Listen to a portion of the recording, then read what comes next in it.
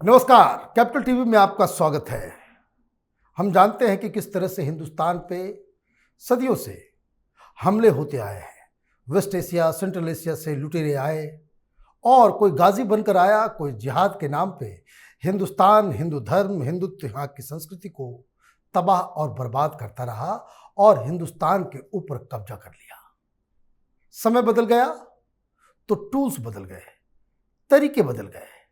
अब हिंदुस्तान के ऊपर एक ऐसा हमला हुआ है जिसे आप हलाल जिहाद कह सकते हैं।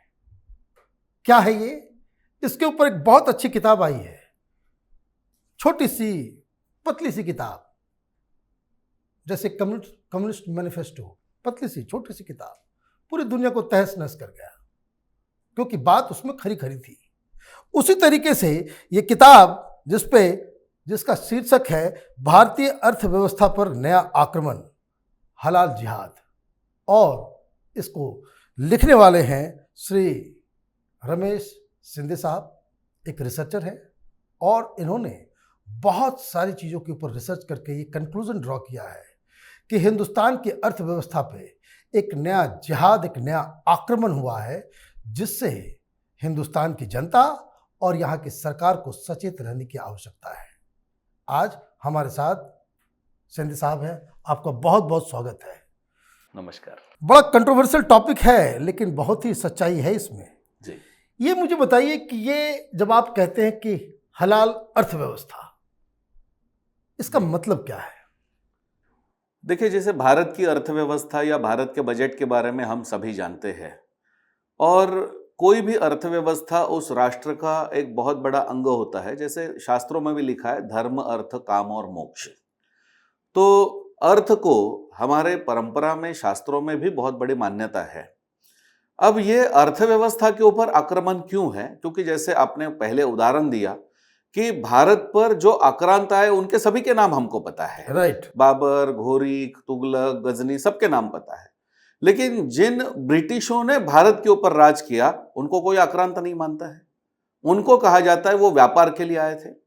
तो जो व्यापार के नाम पर आए थे, वो पुर्तगाली यहां से निकलने में 1961 हो गया। जो अंग्रेज यहां पर आए, वो यहां से निकलने में 1947 हो गया।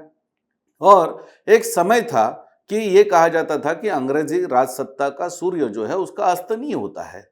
तो व्यापार के नाम पर भी देश के ऊपर आक्रमण हो सकता है। ये तो अंग्रेजी राज सत्ता से हमने भुगत चुके हैं। राइट। और उसी बात को लेकर के आज मुस्लिम जो फंडामेंटलिस्ट है या उनके जो विचारक है, उन्होंने इस विचार को लेकर के आए कि अब आईसिस का आइडिया फेल हो चुका है, पाकिस्तान टूटने की कगार पर आ चुका है, और उसी दृष्टि से जो ओसामा बिन लादेन था वो समाप्त हो चुका है। तो आज ऐसी परिस्थिति में क्या किया जाए? तो उन्होंने उसी मॉडल को लेकर के आए हैं कि यदि उस मॉडल के व्यापार के नाम पर आकर के राज कर सकते हैं, तो हम क्यों नहीं कर सकते हैं? हमारी इतनी बड़ी जनसंख्या है। तो आज यदि इतनी बड़ी जनसंख्या हमारी भारत में भी है, आबादी इतनी बड़ी हो चुकी है, तो हम सिर्फ ग्राहक क्यों रहे और व्यापार केवल हिंदुओं के हाथ में क्यों रहे? इसलिए इस व्यापार को नियंत्रित करने के लिए ये नई अर्थव्यवस्था हम टर्म डिक्टेट कर सकते हैं। एग्जैक्टली। तो ये क्या है? ये हलाल किस तरीके से अर्थव्यवस्था किस तरह से ऑपरेट करता है? जी, देखिए, मूलतः तो यह है कि हलाल शब्द जो कुरान में आता है वो सिर्फ मांस के बारे में आता है, और ये प्री इस्लामिक वर्ड है वैसे भी, कि कौन सा मांस खाना चाहिए, कौन सा नहीं खाना चाहिए। जो खाना चाहिए वो हलाल है, जो नहीं खाना चाहिए वो हराम है। तो इसके आधार पर उन्होंने ये सारा डिवीजन कर दिया है। अब यहाँ पर मूलभूत बात क्या आती है कि भारत में इस्लामिक बैंक 2010 में आया, और जो वहां के हाईकोर्ट के आदेश के बाद निरस्त हो गया। अब इनके सामने बड़ा प्रश्न खड़ा हुआ कि जो हमारे ज़कात का पैसा जो आ रहा है उसको चैनलाइज करने के लिए सिस्टम क्या है? उसके लिए ग्राहक अधिकार में, कंज्यूमर राइट्स में हलाल को लेकर के आए कि कुरान में तो लिखा है कि हमने जो चीज खानी है वो हलाल होनी चाहिए, हमें जो चीज लेनी है वो हलाल होनी चाहिए, और इसके लिए हम कंज्यूमर राइट में, ग्राहक अधिकार में हलाल को लेकर के आ गए। पहली बात, 2013 में मलेशिया में इनका वर्ल्ड हलाल कॉन्फ्रेंस हुआ, जो पहला हलाल कॉन्फ्रेंस था, जिसके अंदर उन्होंने इस टर्म को लेकर के आए कि विश्व के जो 57 मुस्लिम कंट्रीज है उनको उन्होंने कहा कि जो भी प्रोडक्ट नॉन मुस्लिम कंट्री से आपके देश में आएगा उसको आपको हलाल सर्टिफाई होना आवश्यक है, अनिवार्य है। उसके बगैर उस देश का कोई भी प्रोडक्ट मुस्लिम देश में नहीं आएगा। ये आप इसको कानून बना दो। मतलब खाने के अलावा कोई भी सामान हो, कोई भी सामान, हर सामान के ऊपर यह हलाल का कॉन्सेप्ट जो चिपका दिया गया। हर सामान के लिए। ओके। तो जो भी सामान वहां से आएगा वो हलाल सर्टिफाई होना चाहिए। इसको सर्टिफाई करेगा कौन? एग्जैक्टली, यहीं पर बात आती है। तो ये हलाल सर्टिफाई होना चाहिए, ये बात तो ठीक है, लेकिन भारत सरकार तो एफएसएसआई का सर्टिफिकेट देती है, एफडीए का देती है, एगमार्क का देती है, ब्यूरो ऑफ इंडियन स्टैंडर्ड्स का देती है। हलाल सर्टिफिकेट देगा कौन? तो उन्होंने हमारा सहारनपुर का जो देवबंद का सबसे बड़ा मदरसा है, जो मदनी की जो संस्था है जमीयत उलेमा हिंद, उसको उन्होंने अधिकार दे दिया कि आप हलाल सर्टिफिकेट दे सकते हैं, और आपने दिया हुआ हलाल सर्टिफिकेट मुस्लिम देशों में उसकी मान्यता होगी। अब ये जो हलाल सर्टिफिकेट जो देंगे वो फ्री में नहीं मिलेगा। पर ईयर पर प्रोडक्ट आपको कम से कम 60,000 रुपीज पे करने होंगे उसके लिए, हर प्रोडक्ट के लिए। यानी हल्दीराम की मान लो आप बीकानेरी सेव है, अलग प्रोडक्ट अलग सर्टिफिकेट लेना पड़ेगा, आलू भुजिया को अलग लेना पड़ेगा, डाइट चिवड़ा को अलग लेना पड़ेगा, हर प्रोडक्ट को, और वो भी 1 साल के लिए, और उसका रिन्यूअल होते रहेगा। तो किस बात के लिए मैं पैसे देंगे? क्योंकि आपका सामान कोई भी मुस्लिम देश में जाना है तो आपको हलाल सर्टिफिकेट लेना अनिवार्य है, क्योंकि मुस्लिम देश की बाध्यता है कि वो चीज हलाल चाहते हैं। और इसको 2013 में उन्होंने एक्सपोर्ट लाइसेंस के रूप में लाने का प्रयास किया। और आपको मैं आश्चर्य की बात कहना चाहूंगा, 2013 में जब यहां पर कांग्रेस की सरकार थी, तो भारत में जो एक्सपोर्ट लाइसेंस इशू करने वाली अथॉरिटी है, जिसका नाम है APEDA, agriculture and process foods exports development authority, इस अथॉरिटी ने कानूनन भारत के इसमें लिखा कि आपको एक्सपोर्ट लाइसेंस के लिए अप्लाई करना है तो पहले जाओ जमीयत उलेमा हिंद से हलाल सर्टिफिकेट लेकर के आओ, के पास जाओ और उसके बाद सर्टिफाई करके आओ। जब आपके पास हलाल सर्टिफिकेट होगा तभी हम आपको एक्सपोर्ट लाइसेंस देंगे। इसको हमारी लीगल टीम ने चैलेंज किया, और अभी हमने कहा जब भारत सरकार का खुद का सर्टिफिकेट है तो फिर एक मुस्लिम संस्था का सर्टिफिकेट लेने की आवश्यकता क्या है, पहली बात। दूसरी बात, भारत से जितना एक्सपोर्ट होता है 57% of the export that goes to non Muslim countries, Japan, Vietnam, Cambodia, इनको किसी को नहीं चाहिए हलाल। यूरोप में किसी को हलाल नहीं चाहिए, अफ्रीका में किसी को हलाल नहीं चाहिए, अमेरिका, लैटिन अमेरिका में किसी को हलाल। तो आप ये कंपल्शन क्यों कर रहे हैं? इसका परिणाम यह हुआ कि मोदी सरकार ने अब इस कंपल्शन को हटा दिया। राइट। तो ये जो बातें हैं, कैसे ये सिस्टम में घुस करके एक प्राइवेट अथॉरिटी, एक प्राइवेट संगठन के सर्टिफिकेट को भारत सरकार के सर्टिफिकेट के लेवल पर लेकर के आए। और ये रिलीजन बेस्ड सर्टिफिकेट है, और रिलीजन बेस्ड सर्टिफिकेट को आज हम देख रहे हैं कि उसको पूरा इकोनॉमी में लाने का प्रयास किया जा रहा है, और उसके आधार पर ये सारी चीजें की जा रही है। तो पहले तो ये एक्सपोर्ट में लेकर के आए, फिर धीरे धीरे भारत में बिकने वाले जितने चाहे सामान हैं, तो वो वेजिटेरियन 100% वेजिटेरियन प्रोडक्ट, जिसको एफएसएसआई ने रिसर्च करके वेजिटेरियन डिक्लेयर कर दिया है। पापड़ को ले लीजिए, हलाल सर्टिफिकेट है। आप ये जिसको हम कहेंगे कि कसूरी मेथी, हलाल सर्टिफाइड है। भारत में बिकने वाला तुलसी का अर्क हलाल सर्टिफाइड है। अब तुलसी को तो हम पवित्र मानते हैं, उसके अंदर सुअर का मांस हराम कौन डालेगा उसके अंदर? तो सिर्फ मुस्लिम कस्टमर को हलाल चाहिए ऐसे नहीं है, हिंदू भी तो कोई अपनी मान्यताएं रखता है, तो वो उसके अंदर सुअर का मांस क्यों मिलाएगा? लेकिन उनका कहना है कि नहीं, आपको हलाल सर्टिफिकेट लेना पड़ेगा, और हलाल सर्टिफिकेशन मात्र सिर्फ मुस्लिम संस्था कर सकती है आपको। हमारा कहना है भाई, कोई भी लैब रिपोर्ट है, वो कोई हिंदू लैब टेस्टिंग करता है और मुस्लिम लैब टेस्टिंग करता है, तो डिफरेंस कैसे आ सकता है? अब ये मुझे बताइए, ये सर्टिफिकेशन जो मुस्लिम संस्था करती है, जो ऑलरेडी इलीगल है, हिंदुस्तान में संविधान किस हिसाब से चल रहा है, इस पे तो सवाल उठाना बहुत ही लाजमी है। दूसरी चीज, ये सर्टिफिकेशन का प्रोसेस क्या है, कि क्या क्या वो शर्तें हैं जिससे वो कहेंगे कि नहीं ये हलाल सर्टिफाइड है, उसमें भी कुछ पेंच है? हाँ जी, इसमें सबसे पहली बात तो ये आती है कि देखिए, आज इन्होंने हलाल सर्टिफिकेशन को जो बनाया है, तो शुरुआती स्तर पर तो वो चीज़ों को लेकर के आए। अब उसके अंदर एक प्रचार किया गया कि हलाल इज अबाउट हाइजीन, हलाल इज अबाउट हेल्दी। तो हलाल हाइजीनिक की बात है इसमें। भाई मैंने कहा कि जो भारत सरकार के जो सर्टिफिकेशन होते हैं एफएसएसआई वगैरह, विदाउट हाइजीन के होते हैं, वो अनहाइजीनिक होते हैं। और जो जुम्मे के जुम्मे स्नान करने वाले हैं, वो हाइजीन की बात भारत सरकार को बताएंगे। नहीं, मुस्लिम बस्तियों में हाइजीन देख लीजिए क्या है जी। तो ये गली गली में किस प्रकार से वो बकरे को काट करके जो ईद के दौरान जो खून बहता है, वो हाइजीनिक चीजें हैं। तो जो बात हाइजीन की कर रहे हैं, और इसमें इसका सबसे बड़ा कंटेंडर कौन है? बीसीसीआई। बीसीसीआई ने यह कहा कि भारत के सारे क्रिकेटर्स को हलाल खाना दे दो क्योंकि वो हाइजीन और हेल्दी है। हमने कहा भाई कहां पर यह सिद्ध हो चुका है? जबकि विश्व का, यूरोप का रिसर्च है, डॉक्टर क्रेग जॉनसन नाम के साइंटिस्ट का रिसर्च है, जो हलाल मांस है वो उसके अंदर कुछ स्ट्रेस हार्मोन्स होते हैं जैसे कॉर्टिसोल, नॉरएड्रेनालाइन और डोपामाइन, ये 50% से ज्यादा एक्सक्रीट होते हैं, इसके लिए हलाल मांस खाने के लिए उचित नहीं है। इस रिसर्च के ऊपर यूरोप के 6 देशों में हलाल पर बैन है। तो यूरोप के 6 देशों में साइंटिफिक लेवल पर हलाल पर बैन है, लग्जमबर्ग में बैन है, नीदरलैंड्स में बैन है, स्वीडन में बैन है। तो ये सारे जो देश है वो बगैर साइंस के नहीं चल रहे हैं, और हमारे यहाँ का बीसीसीआई कह रहा है कि नहीं, हलाल सब क्रिकेटर्स को दे दो। तो ये जो एक प्रचार का तरीका उन्होंने अपनाया है कि जैसे एक समय था कि फेयर एंड लवली की क्रीम लगाने से आप गोरे हो जाएंगे, उसी तरीके से इनका ये सिस्टम है कि जिसको लेकर के ये आए हैं। और इसमें अब उन्होंने क्या कर दिया, अब सबसे खतरनाक चीज जो उसके अंदर लाई उन्होंने कि सर्टिफिकेशन करना, उसके बारे में जो है एक प्राइवेट सर्टिफिकेशन अथॉरिटी को क्रिएट करना, ये तक तो ठीक था। इस साल उन्होंने उसके अंदर नया नियम ऐड कर दिया कि यदि आपको हलाल सर्टिफिकेट चाहिए तो 60,000 रुपीज केवल देने से बात नहीं होगी, आपको आपके फैक्ट्री में वहां पर 2 हलाल इंस्पेक्टर को अपॉइंट करना पड़ेगा, जो जमीयत उलेमा हिंद देगी, जो मुस्लिम संस्था देगी, और वो मौलाना वहां पर खड़े रह करके 24 घंटा ध्यान रखेंगे कि आप कोई हराम चीज तो नहीं मिला रहे उसके अंदर। भाई ये कहां की सिस्टम है? आपको विश्वास नहीं, आप सीसीटीवी कैमरा लगाइए। आपको विश्वास नहीं, आप सरप्राइज चेकिंग के लिए, अगर ये करना भी ये सरकार करेगी, उसके अलग अलग डिपार्टमेंट्स होंगे, उसके द्वारा किया जाना चाहिए। ये मौलवी मौलाना का क्या काम है इस सब चीजों में? एग्जैक्टली। ये कौन से साइंटिस्ट है, जमीयत उलेमा हिंद का मौलाना कौन सा साइंटिस्ट है कि जो भारत का एफएसएसआई दिया हुआ एक प्रमाणित जो प्रोडक्ट है, जो वेजिटेरियन डिक्लेयर कर चुका है, उसको वो कह रहे नहीं, हमारा जमीयत उलेमा हिंद का सर्टिफिकेट होगा तभी हम उसको मानेंगे। भाई ये कौन सी चीज चल रही है भारत में?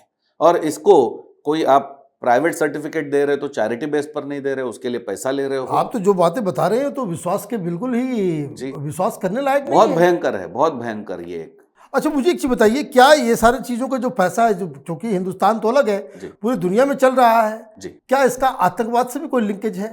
जी, आज ये कुल मिलाकर के इकोनॉमी 2013 में इकोनॉमी चालू हुई गई, 2023 अब 9 सालों में ये इकोनॉमी आज पहुंच चुकी है $2 ट्रिलियन पर। यानी मोदी जी जो सपना देख रहे हैं कि भारत की इकोनॉमी को 5 ट्रिलियन तक लेकर के जाना है 2025 में, हम देख रहे हैं कि भारत में सब कुछ हलाल हो रहा है। और भारत में केरल में बनने वाला पहला बिल्डिंग हलाल सर्टिफाइड है। बिल्डिंग रेसिडेंशियल प्रोजेक्ट है। वो बिल्डिंग के अंदर उन्होंने नियम कर दिया कि 2 स्विमिंग पूल, एक महिलाओं के लिए, एक पुरुषों के लिए, क्योंकि मुस्लिम महिलाएं गैर मर्द के सामने नहीं जा सकती स्विमिंग कॉस्ट्यूम में, तो बिल्डिंग में हलाल सर्टिफिकेशन आ गया। उस बिल्डिंग का कोई टॉयलेट मक्का के दिशा में नहीं बना, प्रेयर हाउस बना है, नमाज का समय होगा, अलार्म बजेगा, सबको वहां पर नमाज के लिए आना होगा, बिल्डिंग हलाल सर्टिफाई हो चुकी है। माइक्रोवेव ओवन, रेफ्रिजरेटर हलाल सर्टिफाई बिक रहे हैं। फिर जो डेटिंग वेबसाइट है mingle.com is 100% free online dating in हलाल। तो डेटिंग वेबसाइट को कहां पर भाई आपके बुक में लिखा है कि इसको हलाल सर्टिफाई कर दो? लिपस्टिक हलाल बिक रही है, हिमालय हलाल सब सामान जो है वो दे रहा है। कई सारी चीज़ों में हम देख करके आते हैं कि इस प्रकार से खाने पीने की चीज़ों से लेकर के, मतलब कोल्ड ड्रिंक्स में हलाल है, चिप्स में हलाल है, या जो हमारे घर पर मैकडोनाल्ड 100% हलाल है। अब आप सोचिए, KFC 100% हलाल है, पिज्जा हट 100% हलाल है, बर्गर किंग 100% हलाल है। और हलाल का पहला नियम है कि हलाल सिर्फ मुस्लिम कर सकता है। इसके लिए मैकडोनाल्ड को कोई हमारा हिंदू दलित बंधु खाटिक समाज से जो आता है वो सप्लाई उसको नहीं कर सकता है वहां पर। तो सप्लायर सारा जो है वो पूरा बाहर निकल करके जा रहा है, और वहां पर पूरा का पूरा मुस्लिम सप्लायर क्रिएट हो रहा है। आज भारत में बजट में यदि हम देखेंगे तो सिर्फ चिकन भारत में बेचा जाता है 2.5 लाख करोड़ का, 2.5 लाख करोड़ का, 2.5 लाख करोड़ का जी। और टोटल मीट इंडस्ट्री भारत की है 4,10,000 करोड़। तो ये पूरा जो अर्थव्यवस्था के ऊपर ये जो आक्रमण है जी, इससे हिंदुस्तान को कितना का नुकसान हो रहा है? बहुत। आज वैसे आंकड़ों के हिसाब से हम देखेंगे तो कई सारी चीज़ों में हमको आंकड़े इसमें निकालने पड़ेंगे। जैसे मैंने चिकन का ही मार्केट बता दिया कि 2.5 लाख करोड़ का है। सिर्फ मुंबई में एक सप्ताह में 155 करोड़ का चिकन बेचा जाता है। तो ये जो है हर जगह पर हलाल की डिमांड हो रही है। मैकडोनाल्ड हलाल है, केएफसी हलाल है, हर कोई जो है, सारे रेस्टोरेंट हलाल हो रहे हैं। ये 7 स्टार होटल जो मुंबई का रेनेसांस है वो हलाल बन चुका है। तो इनको कोई हिंदू सप्लाई नहीं कर सकता है, सप्लायर इनका हिंदू तो हो ये नहीं बताइए सकता है कि इसमें। क्या इसको इसी तरह से चलने दिया जाना चाहिए या सरकार के उसके ऊपर कुछ काम करना चाहिए, सुप्रीम कोर्ट या किसी और चीज़ को इसको इंटरवीन करना चाहिए कि जो काम सरकार का है जी। वो काम सरकारी एजेंसियां करे, कोई मौलवी मौलाना कोई जमीयत उलमा हिंद के मदनी ना करें। पहली चीज़ ये तो अजीबोगरीब स्थिति है कि जहां जो काम सरकार को करना चाहिए ये मौलवी मौलाना कर रहे हैं, पता नहीं किस तरह से कर रहे हैं। तो ये क्या, what is the way forward? जी, अब इसमें जैसे आपने पिछले प्रश्न में भी पूछा था कि इसमें से क्या हो रहा है, ये जो हलाल का जो पैसा पूरा जमा हो रहा है, इसके आधार में भारत में जितने अलकायदा के आतंकवादी पकड़े गए हो, इस्लामिक स्टेट के पकड़े गए हो या लश्कर ए तोयबा के पकड़े गए हो, बाटला हाउस में जो वहाँ पर आतंकवादी पकड़े गए, कमलेश तिवारी की जिन्होंने हत्या की, मुंबई का 26/11 के हमले में पकड़ा गया आतंकवादी अबू जुंदाल, जर्मन बेकरी में पकड़े गए, अक्षरधाम के हमले में जिन 30 लोगों को गुजरात के कोर्ट ने वहां पर फांसी की सजा सुनाई, इनके सारे लीगल एक्सपेंसेस जमीयत उलेमा हिंद कर रहा है। और ये टेररिज्म को सीधा पैसा तो नहीं दे रहे, लेकिन उनके कानूनन खर्चे तो सारा जमीयत उलेमा हिंद उठा रहा है। हमने भारत ने देखा है कि कंदाहार में 4 आतंकवादी उस समय पे छोड़ दिए तो उन्होंने 26/11 का हमला प्लान किया। आज ये करीब करीब 700 आतंकवादियों के केस लड़ रहे हैं। किस लिए? पहली बात ये आती है। ये पैसा उसी का आ रहा है। जी, दूसरा, जमीयत उलेमा हिंद ने ये डिक्लेयर कर दिया है कि हम 2028 तक 1.25 करोड़ मुस्लिम युवाओं की फौज क्रिएट करेंगे। उसका ट्रेनिंग चल रहा है, उसका वीडियो सब चैनल पर आ चुका है। तो ये फौज क्यों बना रहे भारत में? और ये जो सारी चीजें चल रही है, इसके लिए हमने सरकार से इसके बारे में आवेदन किया है। हमने कहा है कि इसकी जांच करो। जैसे पीएफआई, ये सारा चीज, यहां शाहीन बाग में हमने देखा कि इतना बड़ा प्रोटेस्ट हुआ सी और एनआरसी का, इसको फंडिंग करने वाली भी तो जमीयत उलेमा हिंद है। अभी उन्होंने इतना बड़ा यहाँ पर दिल्ली में रामलीला मैदान में जो वहां पर हंगामा खड़ा हुआ कि नहीं, इस्लाम ही विश्व का सबसे प्राचीन मजहब है, तो उसको उस वहां तक लेकर के आए हैं ये। इसलिए हमारा सरकार से कहना है कि इसकी जांच होनी चाहिए। पहली बात, भारत में कोई प्राइवेट सर्टिफिकेशन नहीं होना चाहिए। यदि किसी को भारत से विदेश में और मुस्लिम देश में व्यापार करना है तो वो सर्टिफिकेट देने की authority ministry of minority affairs की होनी चाहिए, जिसके द्वारा आज ये हजारों करोड़ रुपया जो सर्टिफिकेशन का जो जमीयत उलेमा हिंद उठा रहा है, वो सारा का सारा पैसा गवर्नमेंट के पास चला जाए।